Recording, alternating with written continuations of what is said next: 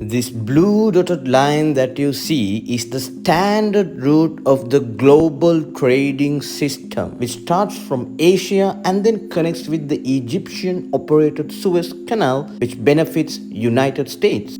However, the Soviet giant Russia, they wanted to design another route, a shorter route with more commercial viability. It is called the NSTC route, which starts from India, goes via Iran and connects to Europe. But then obviously, the big brother United States of America, they were not that happy with this Soviet thought. So they created the IMEC counter route, which starts from India, crosses UAE, crosses Saudi Arabia, reaches Israel and then connects with Europe. But for that, Saudi Arabia should recognize Israel.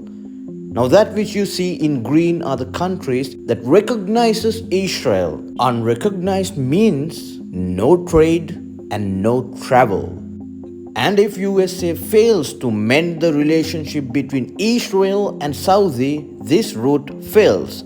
Hence why they cut trillion-dollar deals with Saudi. But then came the Mohammed bin Salman catch. USA had to accept every other condition presented by Saudi Arabia. Lots and lots of Arabian conditions.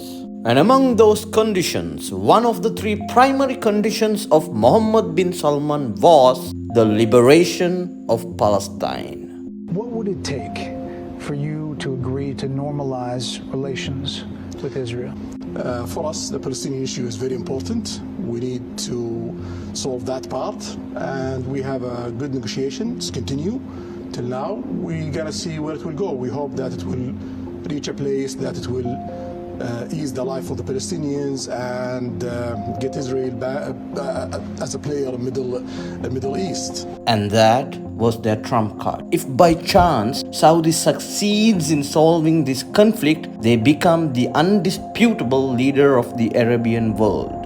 But at this point of time, Saudis were focused on another concerning issue: Iran's ambition to possess a nuclear arsenal. And if that happens, Iran tops Middle East, to which Saudi Arabians must turn towards the United States of America. But during the pilot stage of this Iranian nuclear program, Mohammed bin Salman was pretty diplomatic with his answers. Are you concerned, though, Iran gets a nuclear weapon, about them getting a nuclear weapon? When we are concerned of any country getting a nuclear weapon, that's a bad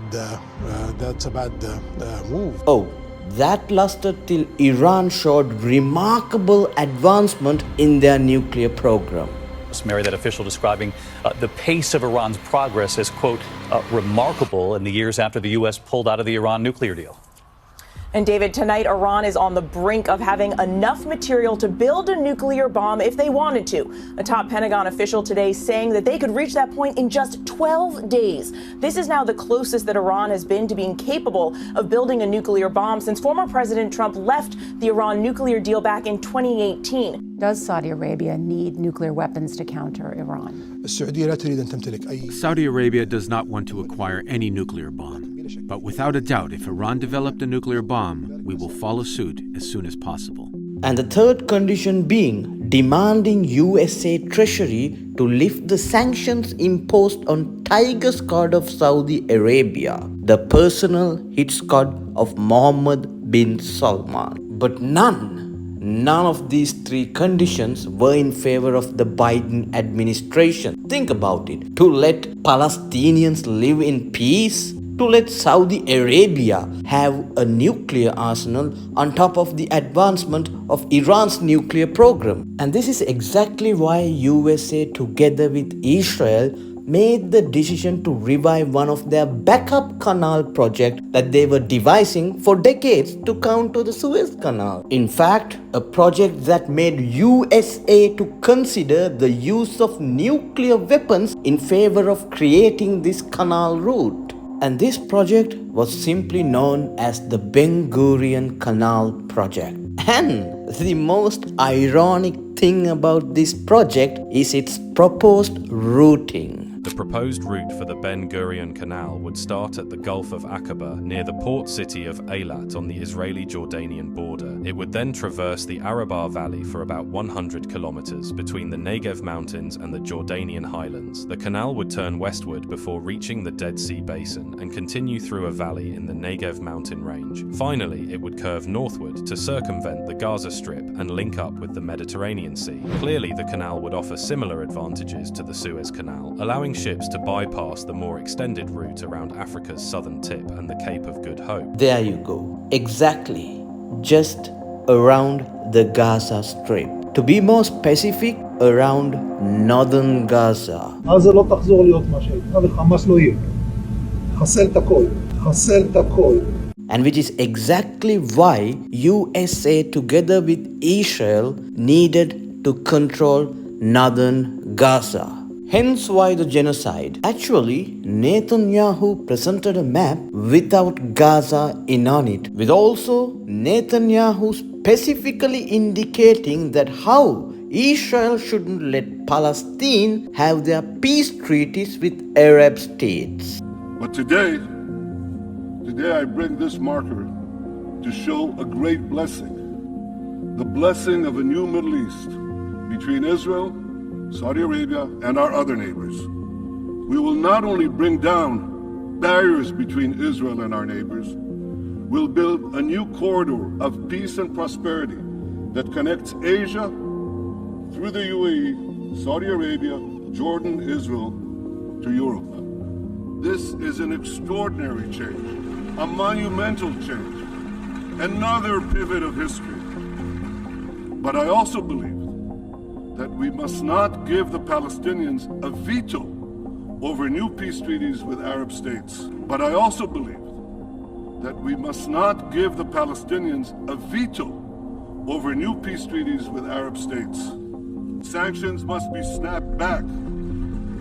And above all, Iran must face a credible nuclear threat. And post killing 10,000 plus civilians, in which 41% of them being kids, Israel occupied northern Gaza on 9th of November.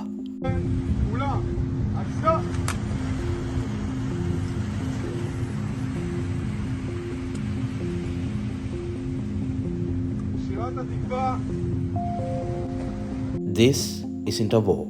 This isn't a conflict. This, sure as hell, isn't the right to defend.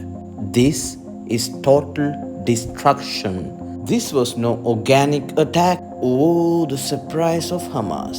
No, Hamas is a creature of Israel anyway. But this was an organized attack, a contracted attack. Not only Israel, with USA by their side, is responsible on unleashing a genocide on Palestinians, but they are also responsible for killing their own people. בעזה קשה מאוד. כל מקום שאנחנו יודעים שיש פעילי חמאס, מנהיגי חמאס, גם אם יש מגבלות